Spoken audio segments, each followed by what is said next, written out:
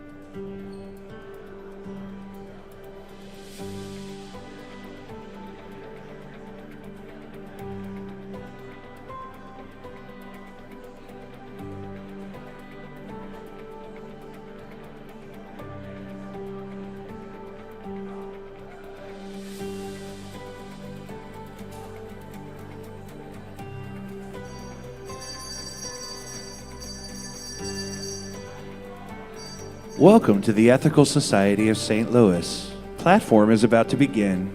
Please have a seat.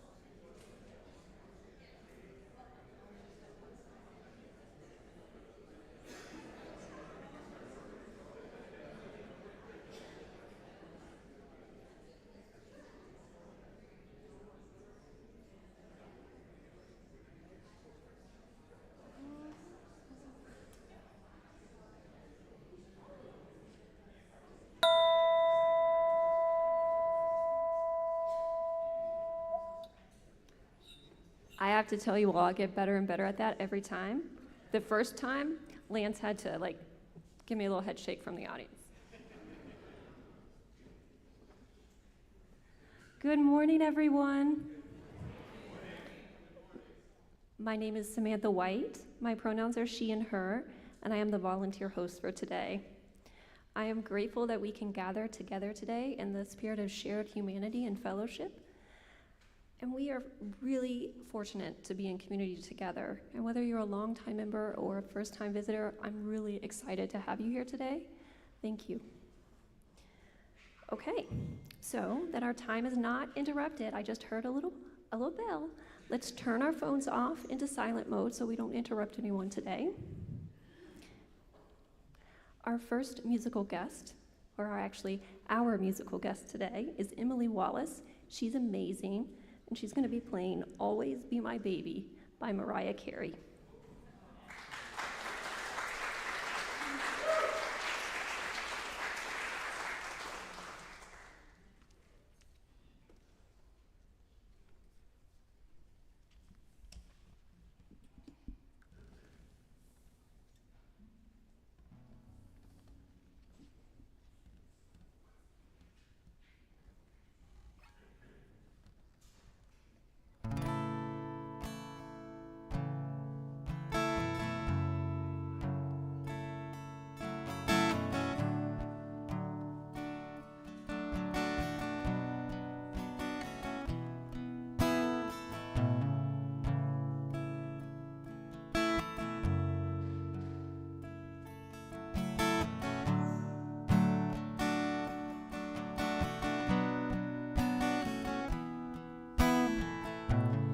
We were as one, babe, for a moment in time, and it seemed everlasting that you would always be mine. Now you wanna be free, so I let you fly, 'cause you know in your heart, babe, our love will never die. You'll always be a part of me.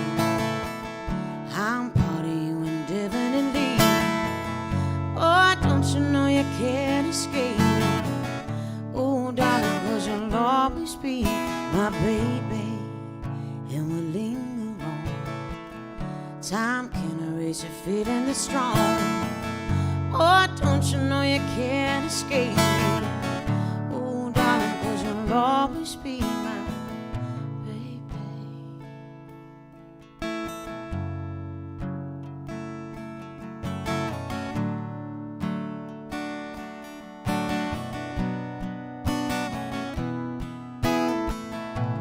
I ain't gonna cry, no, and I won't beg you to stay.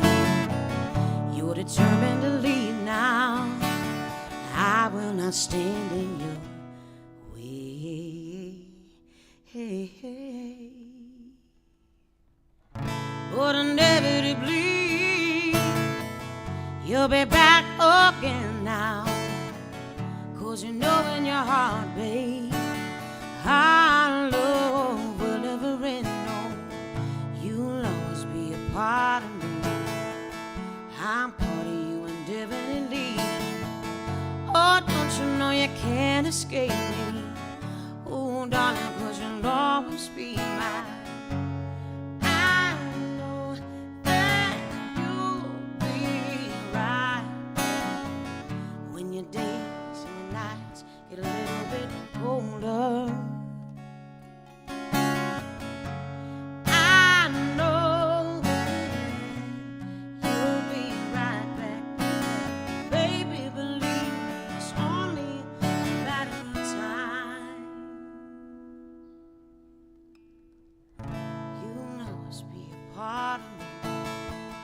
I'm part of you indefinitely.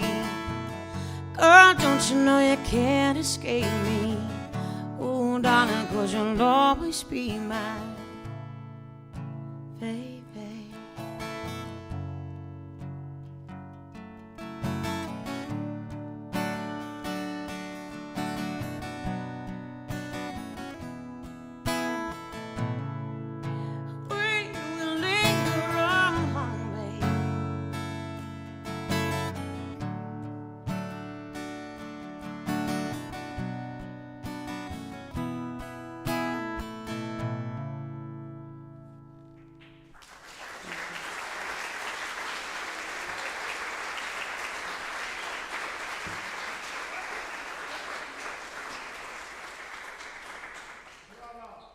Exactly. I told you she was amazing, and she did not disappoint. Each week, we read the Ethical Education for Youth core values as a way to bring us together and to remind us of our shared commitments. This week, our core values reader is Axel Jones.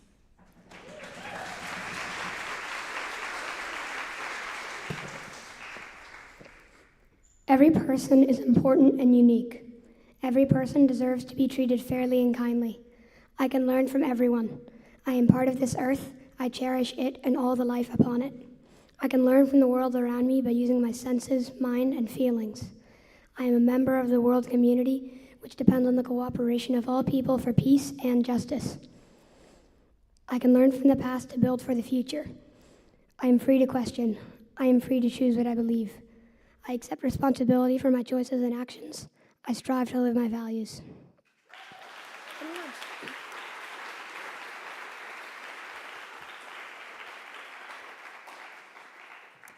Thank you very much, Axel. It is now time for opening words, when we get to learn more about our fellow community members and their interests and passions. This is a time to deepen our connections with one another. Today, we invite Chris Lacoste to speak with us.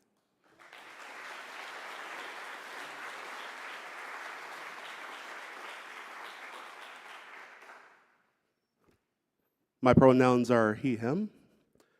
Back in high school, I started a Dance Revolution club. It's a rhythm-based game, if you're not aware, not that important. And the first meeting was awesome, like 30 plus people, party, hanging out. It was going great. Then someone failed a song, and they got real angry. They were stomping, throwing a tantrum. They may have unplugged the mat and threw it. And people didn't really like that. Weeks passed, months passed. Eventually, it was me, the guy who threw the tantrum, and like 2 other people. And the club just dwindled down. And throughout the year, by the very end, it was just me, him, and one other person. And I initially thought that sucked, that was a failure, and I was angry at that person. But in hindsight, with enough space between that and now, like, that guy, he came to every meeting. He never, got through a song. He threw tantrums a lot, but he was there all the time, dedicated. He never gave up. That was, persistence, and I respect that. I don't have that persistence.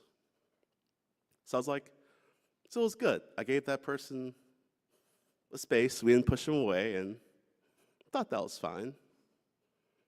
But no, it was not fine. You can be in the same space with someone and have different experiences. Me and everybody else, we got to succeed at Dance Revolution. We got to pass, feel that exhilaration of getting higher scores. He never did. He just failed over and over again, got angry over and over again. We did not accommodate him or find out different ways to help him have a good time. We were like, as long as there's a space for him, it's fine. But that was not fine, like I've learned over time. So what about ethical society? We're all here in the same place. It's not very diverse, I'm aware. People have brought it to my attention. They're like, hey, there's not a lot of black people here. And I'm like, what?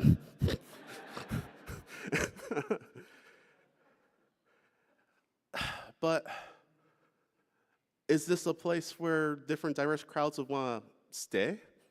They might come visit, and I see them visit. They might come once or twice. But this is a place where they're experiencing the same thing people who come here and keep coming experience. Is there something we can do to accommodate that experience and make this place a more welcoming, inclusive, equitable place for all? We should try. But that might look different. That might mean change. And do we want change? Given our reaction to paperless programming, I get it. I also hate change. My roommate got a bidet. It took me 2 years to try it, because I was like, that's different. I tried it, though, and you should get one. But I don't know, like, I'm part of the DI committee with some wonderful people. They have expanded my thoughts. I think all of them are wonderful. I hope we share our thoughts, and we as a community come together, make some changes, become more equitable, inclusive, and hopefully in the future, diverse place where people want to come and stay and grow together as people. That's all.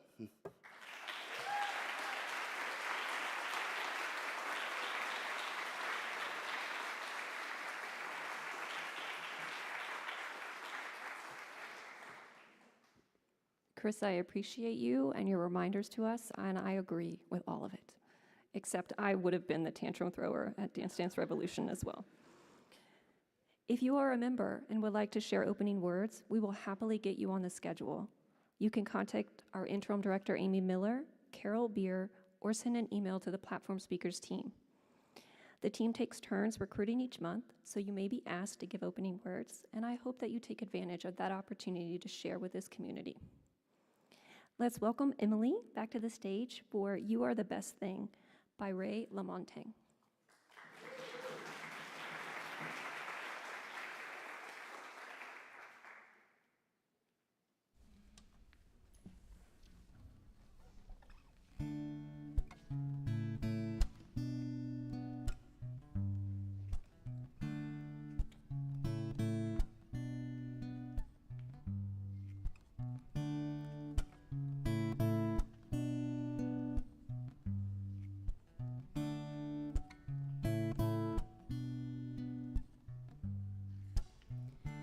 Baby, it's been a long day, baby.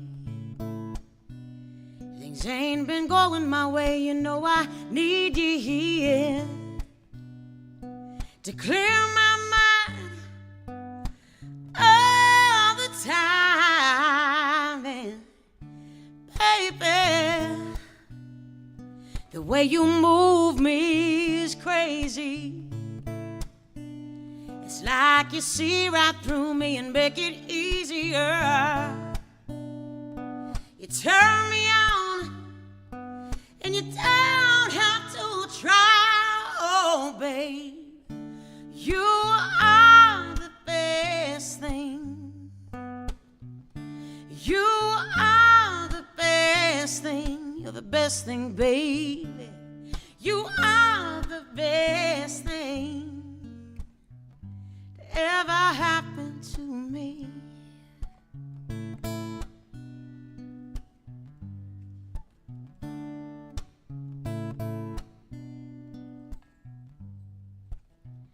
Well, baby, the way you move me is crazy. It's like you see right through me and make it easier. You clear my mind and you don't have to try. Oh, now you are the best thing. You are the best thing. You're the best thing, baby. You are the best thing now to ever happen to me now.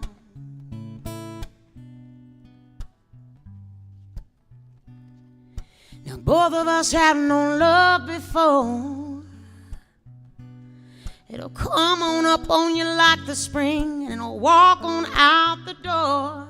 Our hearts are strong and our hearts are kind. Won't you tell me just exactly what's on your mind? You are the best thing. You are the best thing. You're the best thing, baby. You are the best thing now to ever happen to me. To ever happen to me now.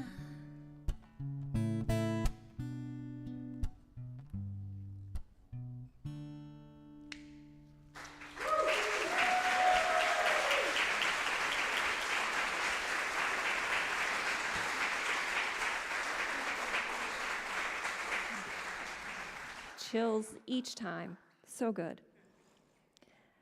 Okay, before our main address, we like to take a moment to empty our minds, relax our bodies, and take some deep, mindful breaths. So please join me for 1 minute of mindful breathing.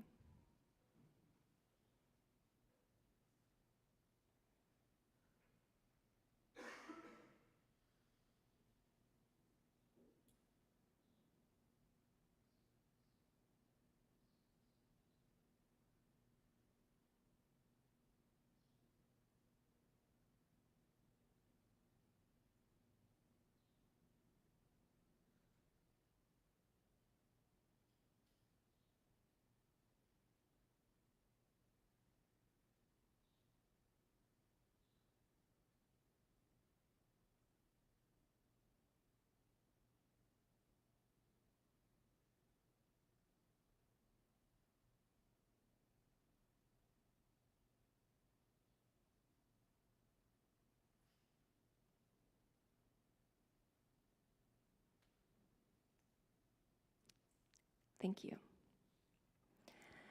Because today's platform consists of a dialogue between our facilitator and 4 panelists, it represents a break from our normal routine. It is sponsored by the Lay Leadership Development Committee, which is charged with nurturing the long-term health and vitality of the Society's lay leadership pool. To enable that, they've invited a panel of some of our volunteer leaders to talk about how we all can contribute as lay leaders here and what their experiences have been like. Our moderator will be Lance Finney, who has served as a lay leader here with 2 terms on the board, including 1 on the president track, by starting up our inclusive scouting chapter of the Ethical Navigators and serving on several other teams and committees. So let's welcome our moderator, Lance Finney, and our panelists, Cathy Pickard, Alan Easton, Krystal White, and Blake Marduk, to the stage.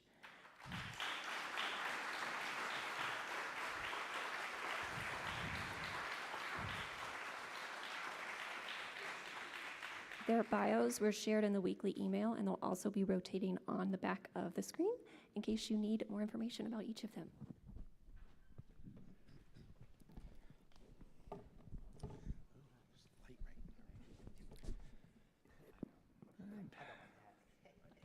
Are we all comfortable?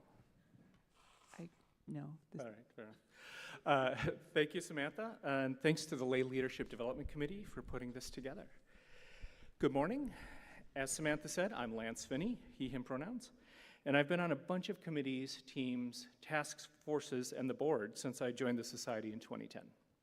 So I've been in and around the Society's leadership for several years, and I've worked with a lot of our professional clergy, staff, and lay volunteers. But this morning isn't about me. It's about the leaders of our congregation, which means it's about all of us. We are all, and we all can be, the leaders here.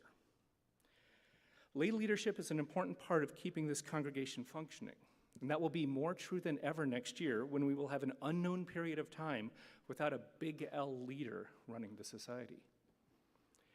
In order to help our membership understand better how we can all step up as leaders during this period and beyond, the Lay Leadership Development Committee invited me to moderate this panel of some of our active lay leaders to find out how leadership and the processes around it work around here. Before we start that conversation, though, I want to recognize the great number of leaders we already have in the audience, and not just these 4 representatives. So, please stand if you have ever served on the board.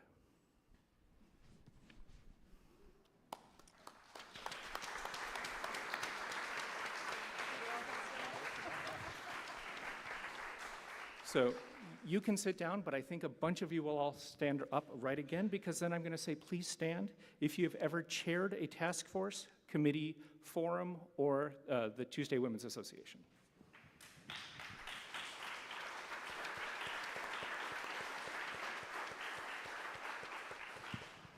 And finally, please stand if you have ever initiated or started up an activity group or program here.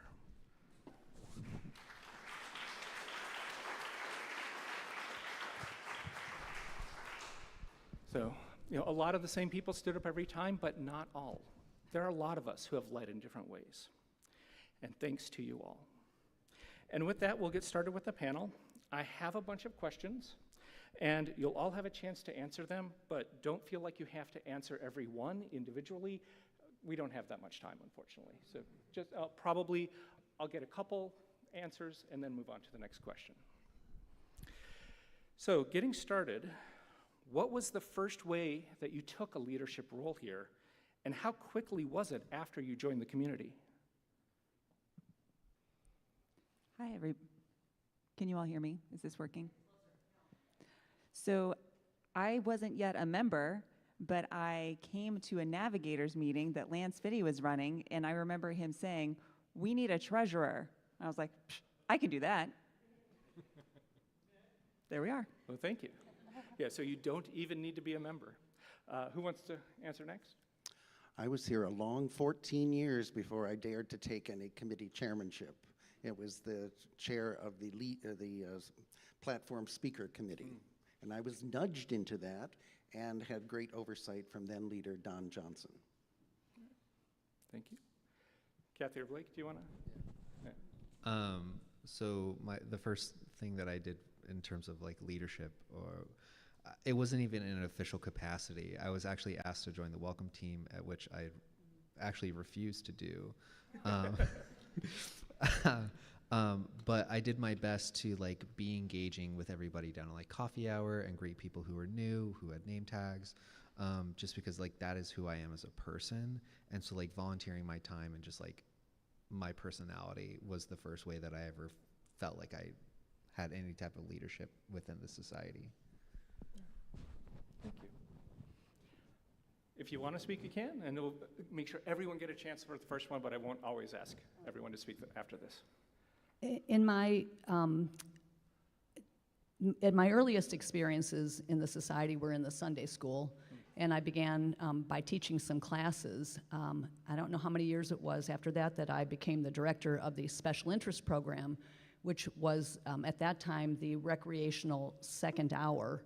And in that program, which had 5 classes each week, we recruited volunteers from the membership. It was very much an intergenerational program because we needed to have 5 lessons every week. We needed not only parents, but non-parents, any adults that had something of interest to share, to teach the kids. And it was really through that experience that I got to know so many members of the society, and it gave me a very deep sense of belonging. Thank you. Moving to the next question, might not apply to all of you, but if you have started a program group activity here, how did that work? What was the process for you?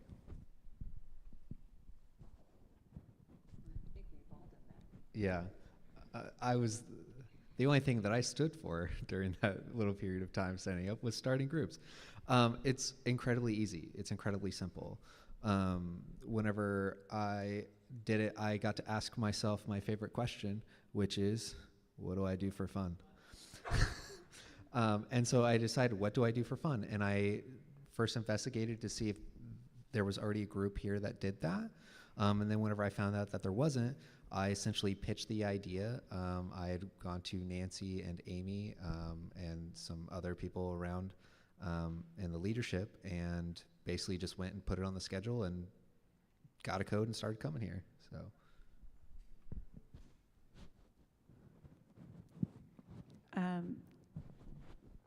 So the group that I am proudest of co-starting was the End Racism team. And that started literally by having conversations with folks. And I remember coming and doing an opening words and said, if anybody else feels passionately about this, please come connect with me. And so we just sort of like groundswell organized and then kept doing more and more programming over time as a result. Thank you.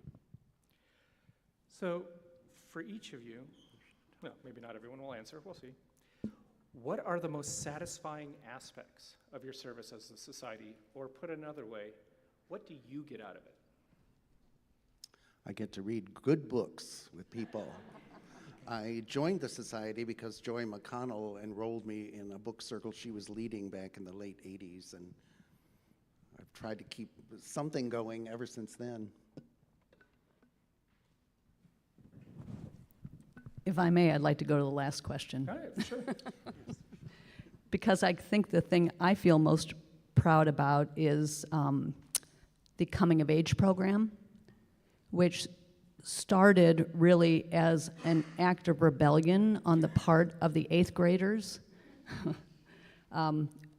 We had switched from sort of a junior high to a middle school model, and the 8th graders said, we don't want to be with the babies. So I said, well, and one of the things I've always appreciated about this society is how open the leadership, both including the professional leadership, to grassroots efforts. So I went to the Sunday school director and I said, what if we offer to take the 8th graders and give them their own program, but we require that they do something big with it? And so we started the coming of age program. It was a class, I think, of 6 kids to begin with, and we determined that we would have some kind of a celebration at coming of age, which we hadn't had here since any time that in any time before that I'd been involved, and that would include them speaking from the platform.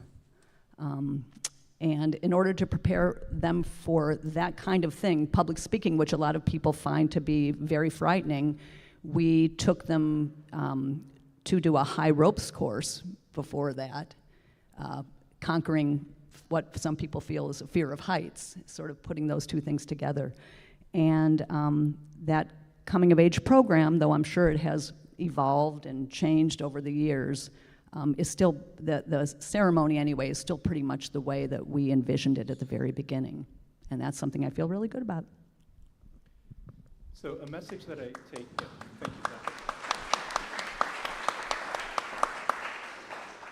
So a message that I take from the 3 answers on that question is that it can be very easy to start a group here, like Blake said, but depending upon what you're doing, it might involve more interaction with the existing staff and programs. So starting up something with the children is definitely going to involve working with the Sikh, but starting a board game group, you don't need to get particular approval. So it really just depends the type of group that you're doing. All right, thank you. Who is another leader in the society you admire, and why? And of course, since I'm up here, you don't have to say me.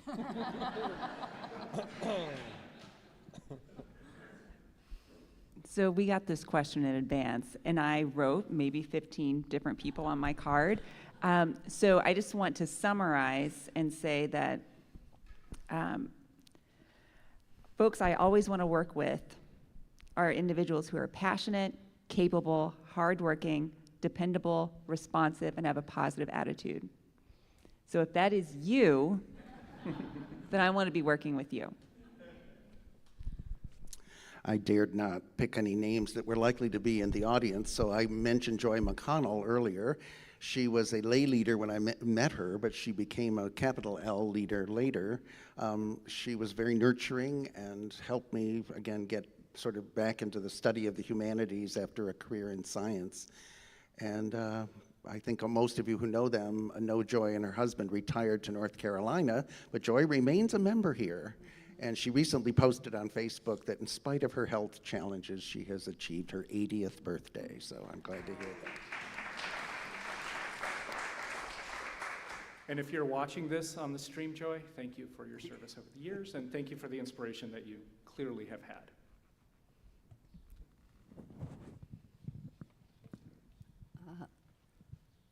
I guess I am going to be bold and call out a name, even though there are many people in here that I admire and respect as leaders. But the person who came to my mind was David Brown, who is unfailingly positive and cheerful. He's deeply committed to the society, and he has a wide range of interests and skills.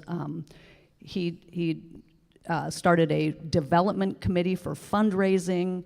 He does a lot of the technology. When I worked with him on a long-range plan, he sort of provided all of that IT backup for me. He's very involved in the bicycling group, and he worked with the International Institute, and he planted trees with us for CAN. It's just a very wide range of volunteer work that he's willing to do, and I deeply admire him for that.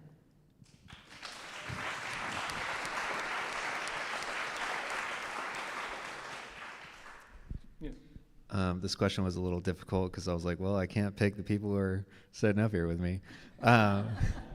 But whenever I first thought of this question, two people really popped into my mind, and they're my friends Rachel and my friend Marianne. And the reason why both of them stuck out in my brain is because they're both very engaged. They're vibrant additions to our community, and they pay attention to what's going on. They listen to people that whenever they're being spoken to, they listen and with care. And then also when they've been approached to look at leadership roles, I know that they've only accepted whenever they've felt that they had the capacity to do so. So they had healthy boundaries within themselves and healthy boundaries within society, but also like put the care into being able to determine how much they could contribute.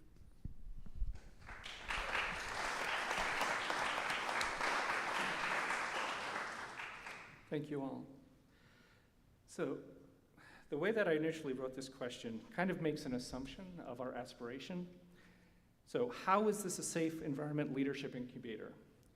So I hope that's true, and you can tell us if that's not true, but that's actually one of the goals of the LLDC, to make it a safe space. So in your experience, has this been a safe space for leadership and learning how to be a leader? And if so, how? Typically, before I took any leadership, I served on the committee first, and so got used to what the committee does, and I felt always encouraged to take more responsibility. I think that the space is always wide open for folks to step up. And additionally, and I say this with love, you all, the Ethical Society membership has exacting standards that they are happy to communicate with you, and that feedback helps you become a better leader as well. Although, and we are working on making sure that feedback is safer. I think of this as a collaborative and not a competitive community. And because we have shared values and we're all pointing in the same direction, when you step up to lead, you've got the backing and the support of the people that you're leading, because we're all pulling in the same direction. And I think that makes it a very safe space. I do have a response to this one, but I wrote it out, so please forgive me as I read from my phone here, because I think this one is a very important question. So whenever I was gathering my thoughts, I wrote that even if you can't become a leader right away, I think as long as you keep showing up as a member, people will respect your pacing and your needs. It's also important to communicate your ability to commit to things. If it's a group, we'd rather have a group for a year and you leave than to never have had the group to begin with. And that's also how other people have an opportunity to take the mantle and continue it, and also step up into leadership. If it's a committee or a larger leadership role, in my experience, I've always seen members be approached and have their interests gauged before they're ever asked to commit. There's also always an opportunity for you to grow and be involved, so asking where you can join in is always welcomed. We are here for ourselves and for one another, so at the end of the day, just know that we all have the best interests for our community in our hearts. So. Thank you, Blake. So, what is a mistake that you have made in your leadership here? I mean, and you know, maybe we asked the wrong 4 people up for that question. No, you asked the right people up. So, if you have discovered you made an error or decided there was a more effective way to achieve an objective, describe what that experience was like. I will admit to only one mistake, even though I'm sure I've made many. I had the brilliant idea to move platform from here to have it take place at the Sheldon Memorial at the occasion of the 100th anniversary of the death of Walter Sheldon. Yes, back in June of 2007. Great idea, right? Well, why? Because at the Sheldon, he had died, and the building was named after him. The speaker was a local author, Carol Porter, who had written a book not about Sheldon, but about the architect of the building. And I thought, what a better place to have her give a talk than in the building that the architect had designed. But I kind of forgot all the other things that go on here on Sunday and didn't help organize whether the forum was going to move or the Sunday school. And the staff had to end up doing a lot of work that I hadn't really planned on. So I think I smoothed things over, but you know, I was doing my job and felt everybody else could just figure it out on their own. Yeah, Sunday morning is a lot more complicated than people realize from the outside. Thank you for that vulnerability, Alan. I've got one. Yeah. So I was asked to join a team, and I got permission to speak about this earlier this morning.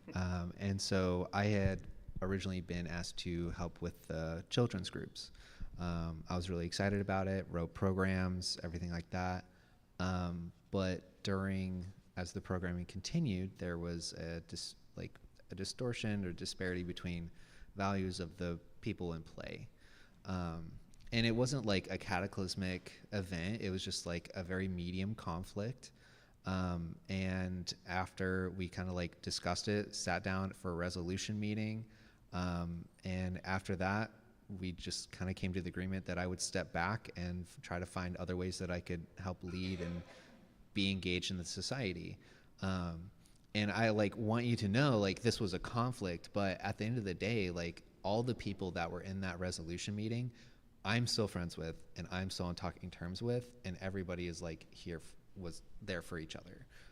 So I think conflict is inevitable, but it's also, I think the group of people that were around it makes it easy.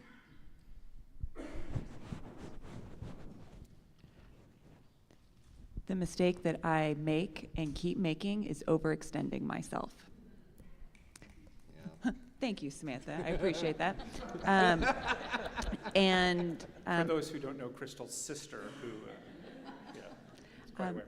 And the companion mistake that is not having someone that I'm mentoring in real time to be able to make certain that knowledge or leadership or whatever is developed, which is ironic, sitting here on a lay leadership panel and recognizing that that's what I need to be doing, and I keep not doing it. But it's a good reminder to be better. If you'd like. The mistake that came to mind for me, that when I was president of the board, I pushed very hard for the creation of what we called a Sikh council, which was to be to the Sikh program and the Sikh director what the board is to the society and to the leader.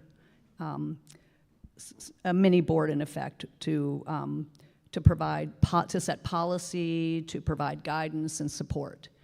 And we wrote up this whole thing about exactly how that council would be staffed and what their responsibilities were.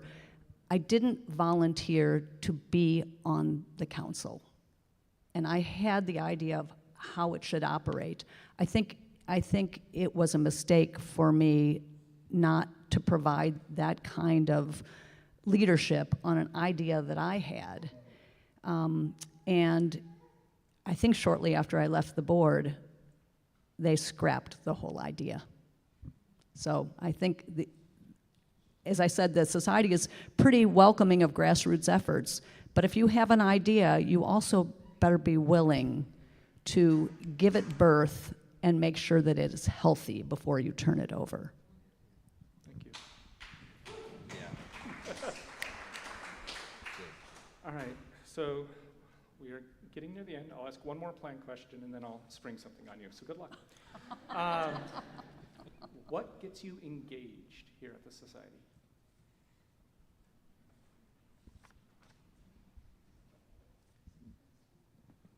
I like making a difference. I like being in community with folks, living the one life that I get, and doing good together.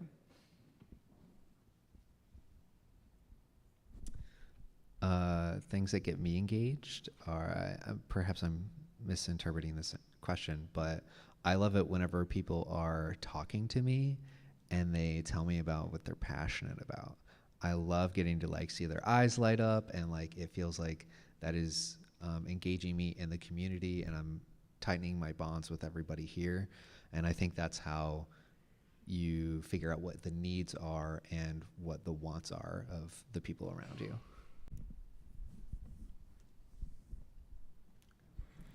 All right, so the final question, and it's not really a bad one. You have obviously all put a lot of thought into this. You have note cards, you've thought about it. What is something that came to mind that you want to share about leadership at the Society that I didn't ask about?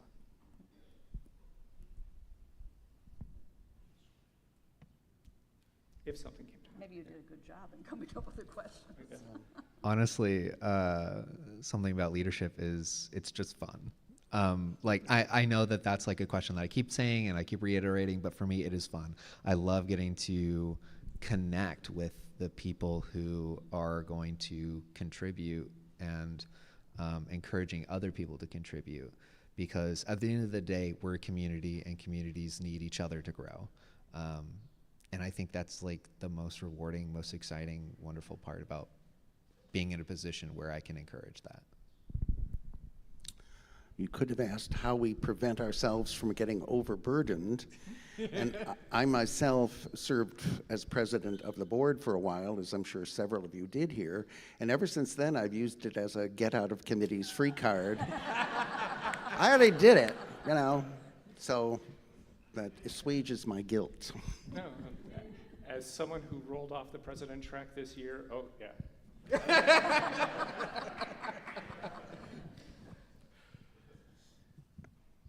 Any final thoughts, Cathy or Krystal?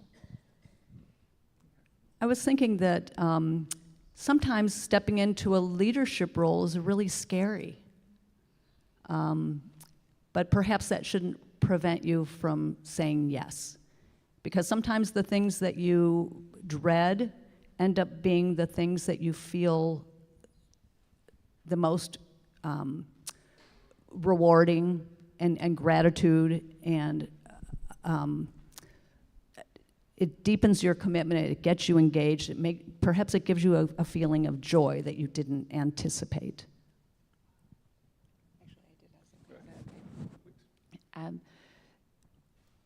In one of the very first platforms I ever attended, it was a member anniversary platform, and Matthew and Allison Heil were speaking, and they talked about the best word you can always use is the word sure. Do you want to be a part of this? Sure. Do you want to help with this? Sure. And they described how over their period of, I think, 25 years for that particular anniversary, that they kept saying sure over and over and over again, which I think is an amazing way to be involved. And I would encourage that you don't have to wait for someone to ask you to step up. But there's a way for you individually to ask yourself, is this something that I'm interested in doing? And then say, sure, and do it. All right, thank you. And thanks to all of you for your leadership in the past and for your willingness to be on stage today and answer sometimes difficult, awkward questions. But you all give very thoughtful answers, and I appreciate your forethought on that.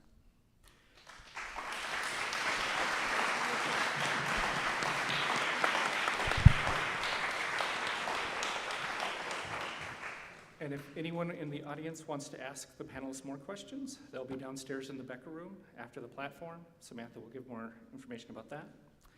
And while you're down there, you can put any inspiration you received this morning into practice today. There are a bunch of clipboards down there in the back room on which you can indicate your desire, dare I say excitement, to join or lead various initiatives and activities in the society in the upcoming year. Thank you.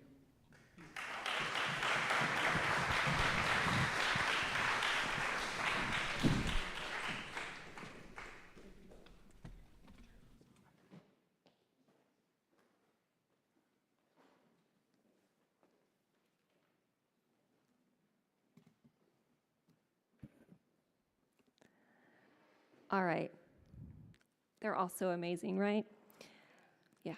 Thank you all for your leadership over the years and your thoughtful answers this morning, and for spending the time before and during really thinking deeply about what it means to be a leader in this community. Your dedication inspires me all the time, and you do so much that benefits this entire community, and I am deeply, deeply grateful for that. The Welcome team will now take up a collection to support the society. We rely on the generosity of our members and our friends, so please consider donating. If you don't have cash with you today, you can donate at ethicalstl.org/donate or use the QR code on the screen. We appreciate anything that you may be able to offer. If you are interested in joining the Ethical Society, or you are a visitor and would like to know more, please visit the Visitors Connect table in the Becker Room after platform today. I have a few announcements. The Ethical Society's Trivia Night will be Saturday, October 19th.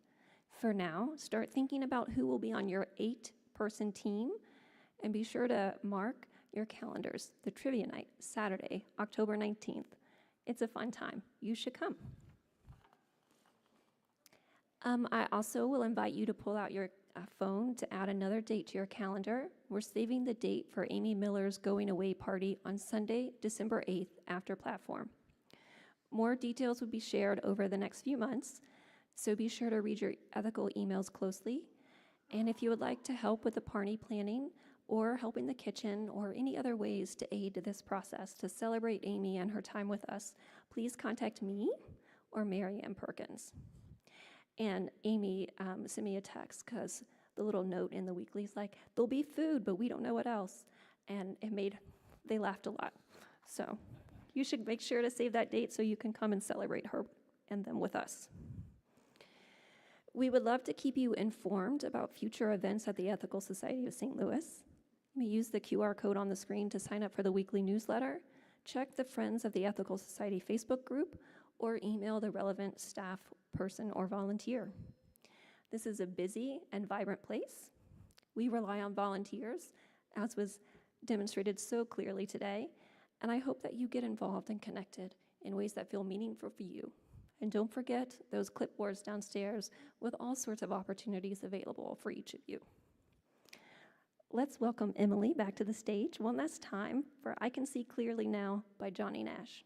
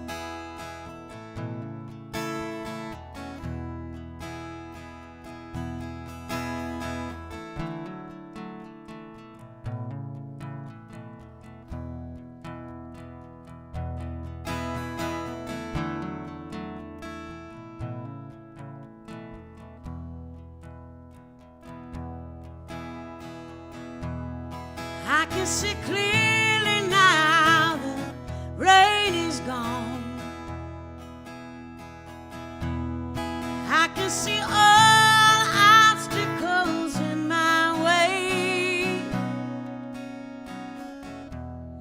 Gone are the dark clouds that had me blind. It's gonna be a bright, bright, sunshiny day. It's gonna be a bright, bright, sunshiny day now. Think I can make it now that the pain is gone. All of the bad feelings have disappeared. Here is that rainbow that I have been praying for. It's gonna be a bright, bright, sunshiny day. It's gonna be a bright, sunshiny day now. Look straight ahead, there's nothing but blue sky.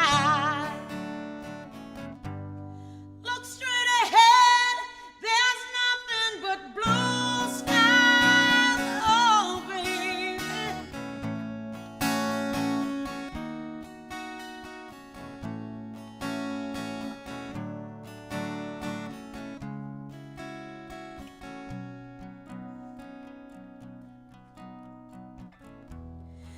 I can see clearly now the rain is gone, and I can see all obstacles in my way. Oh, here is that rainbow that I have been praying for, and it's gonna be a bright, bright, sunshiny day. It's gonna be a bright, bright, sunshiny day now. Listen, it's gonna be a bright, bright, sunshiny day. Thank you.